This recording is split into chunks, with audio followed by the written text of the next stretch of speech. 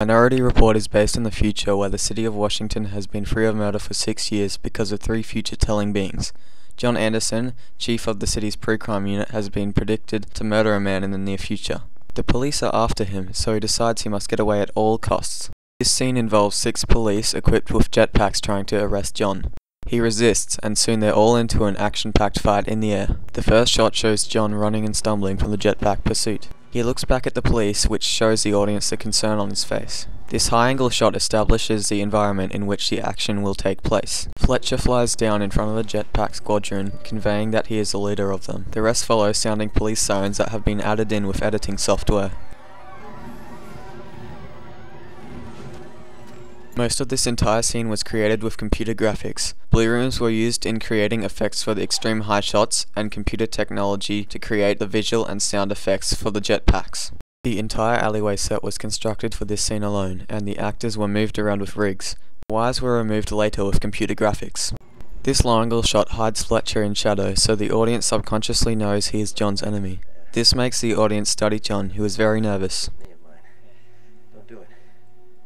Now the shot is at eye level, fully focused on Fletcher and blurred on John. Fletcher is fully in the light, giving away his emotional concern for his fellow officer.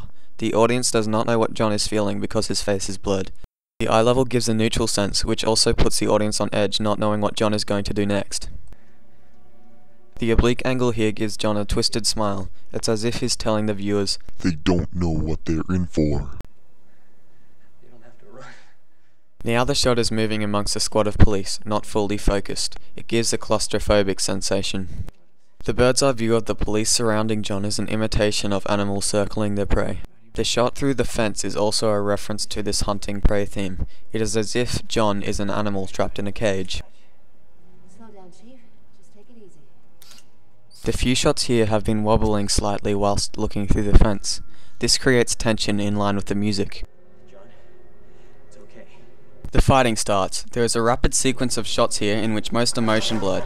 This is used plenty of times in the scene to create a fast-paced struggle.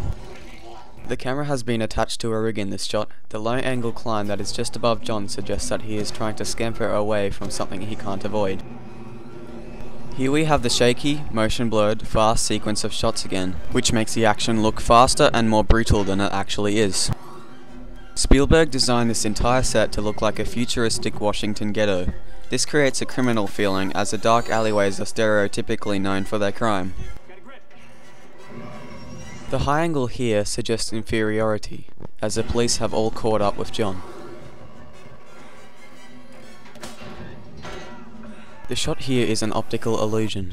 The policeman appears to be flying at a very fast speed due to the oblique angle, the shakiness of the shot, and the motion blur. In actual fact, if I slow this down, he has only moved up 1 story in 1.5 seconds.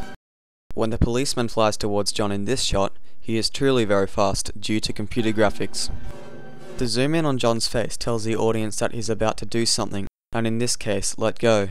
This shot is also on an oblique angle, indicating imbalance. John lets go of the ladder, and the shot is back at the policeman to reveal his horror.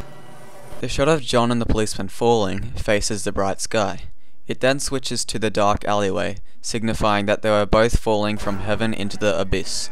The alleyway is filled with smoke, which resembles clouds and gives the impression that they are falling a great distance. This shot has been created by dropping the camera through the set while attached to a rig. Those few shots are an example of scene time and story time. The scene time of John and the policeman falling goes for 12 seconds, while the story time would have been 5 seconds maximum.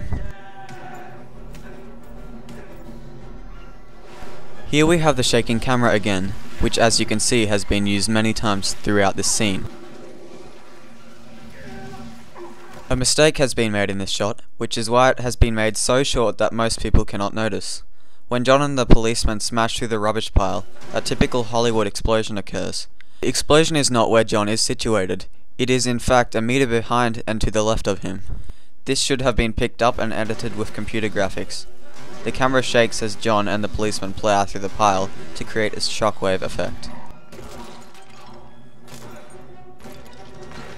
John and the policeman are flying through the construction tube with flames at their heels.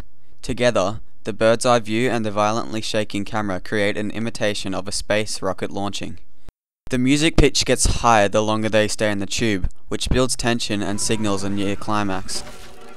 The music changes to a half comedy, half action tune as this specific scene is meant to involve a comedic fight. The motion blur and fast shot sequencing creates a frantic struggle. The oblique angle shots creates a sense of imbalance as they are flying uncontrollably around the room.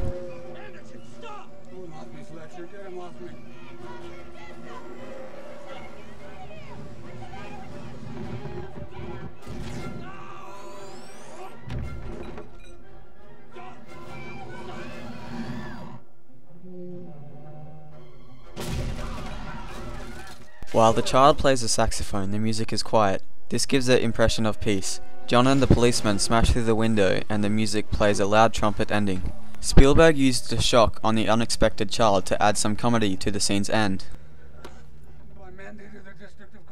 John shoves the injured policeman to sleep, which signals the ending of the scene.